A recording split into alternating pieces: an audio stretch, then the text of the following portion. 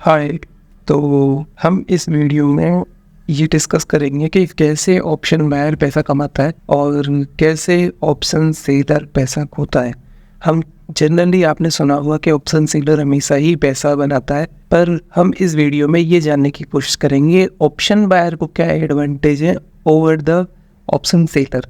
सबसे पहले ये फ्यूचर्स क्या होता है। फ्यूचर्स होता है अब हमारे कैश मार्केट जो होता है उसका डेरिवेटिव्स को हम फ्यूचर्स का जो डेरिवेटिव होते हैं उसे ऑप्शंस बोलते हैं, और जो फ्यूचर्स होता है वो कैश मार्केट का डेरिवेटिव्स होता है। वो ऑप्शंस जो है वो मेनली लॉन्ग टर्म इन्वेस्टर्स जो होते हैं उनको उनकी पोजीशंस बहुत हैवी होती हैं अपने लॉन्ग टर्म पोर्टफोलियो में। जो उनके कैश में जो स्टॉक्स होते हैं तो उनकी कैश में जो स्टॉक्स हैं उनको किसी तरह से लॉस मेकिंग से बचाने के लिए ऑप्शंस बनाए गए हैं।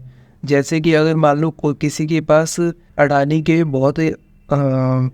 उनके पास करीब 1 लाख शेयर हैं अडानी के, तो अगर कोई मार्केट में कोई फॉल आता है या आने वाला होता है तो इन्वेस्टर्स होते हैं वो पुट ऑप्शंस अडानी के बाय कर लेते हैं या फ्यूचर को शॉर्ट कर देते हैं। अगर फ्यूचर को शॉर्ट करेंगे तो उनको पैसा बहुत ज़्यादा लगेगा, तो इस वजह से वो पुट ऑप्शन बाय करते हैं। पुट ऑप्शन अगर वो बाय करेंगे तो इसमें क्या होगा कि उनको पैसा भी कम लगेगा, और अगर मार्केट वहाँ से या अडानी के शेयर्स वहाँ से बहुत ज़्यादा गिर जाते हैं तो उनको जो फ़ायदा है वो अपने कैश के जो स्टॉक्स हैं उनसे भी ज़्यादा उसको फ़ायदा मिलेगा। तो ऑप्शंस और ट्रेडर्स जो होते हैं ऑप्शंस को बाय या सेल करके ये लिक्विडिटी पैदा करते हैं, और ये उनके लिए भी बेनिफिट है और लॉन्ग टर्म इन्वेस्टर्स के लिए भी बेनिफिट है। तो सबसे पहले ऑप्शंस जो होते हैं, 2 तरह के ऑप्शंस होते हैं।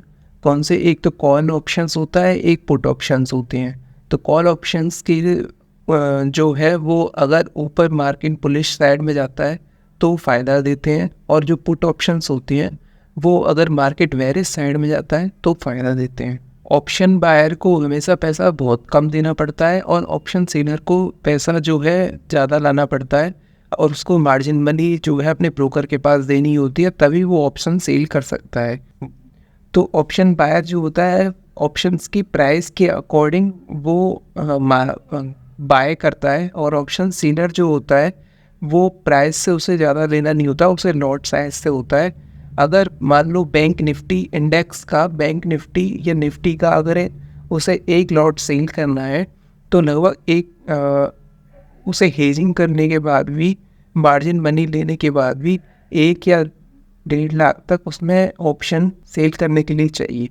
जबकि ऑप्शन बायर जो है वो प्राइस के अकॉर्डिंग, यानी प्राइस कितनी है उसकी और इनटू कितनी क्वांटिटी है उसकी, इतने में लगभग वो 4-5 हज़ार में भी ऑप्शन बाय कर सकता है। और ऑप्शन बायर अगर मान लो आपके पोर्टफोलियो में बहुत सारे कैश में स्टॉक्स हैं, उसके अगेंस्ट में इसको लिया जाता है। तो ऑप्शन बायर में हमेशा एडवांटेज ये है वो उसमें लिमिटेड रिस्क है, यानी कि अगर हम 5,000 रुपये उसमें लगाते हैं तो उसमें मैक्सिमम जो लॉस जा सकता है वो 5,000 रुपये ही जा सकता है।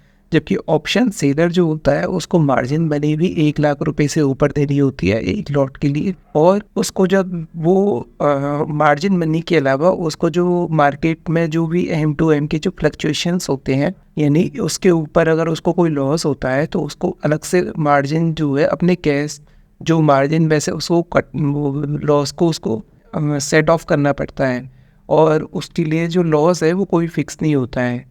तो होता क्या है कि अगर मान लो मार्केट गिर रही है और गिरने वाली है, अगर किसी ने पुट ऑप्शन बाय कर रखा है तो बाय करने वाले को जैसे 5,000 रुपये लगा रखे तो उसकी मैक्सिमम रिस्क 5,000 रुपये है, उसमें से ही कम या ज़्यादा होता है। और जो ऑप्शन सेलर होता है तो ऑप्शन सेलर जो है वो उसको 1 लाख रुपये अपने एक्स्ट्रा ब्रोकर को रखने पड़ेंगे जब वो ऑप्शन सेल कर पाएगा। और उसके बाद भी अगर मान लो पुट ऑप्शन उसने सेल किए हुए हैं और मार्केट वहाँ से नीचे गिरती है तो उसे वो लॉस होना स्टार्ट हो जाएगा, और अगर जो लॉस स्टार्ट होगा तो वो जो लॉस है वो ऑप्शन सेलर को अपने कैश में से देना पड़ेगा। तो ऑप्शन सेलर जो है वो अनलिमिटेड रिस्क में रहता है। तो हम नेक्स्ट वीडियो में ये देखेंगे कि कौन कौन से ऑप्शंस होते हैं, किस टाइप से अपन ऑप्शंस की स्ट्रेटजी बनाते हैं। सेलर आप डिसाइड कर लीजिए आप सेलर हैं या बायर हैं, आप उसी हिसाब से आपको हम नेक्स्ट टर्म बात करेंगे।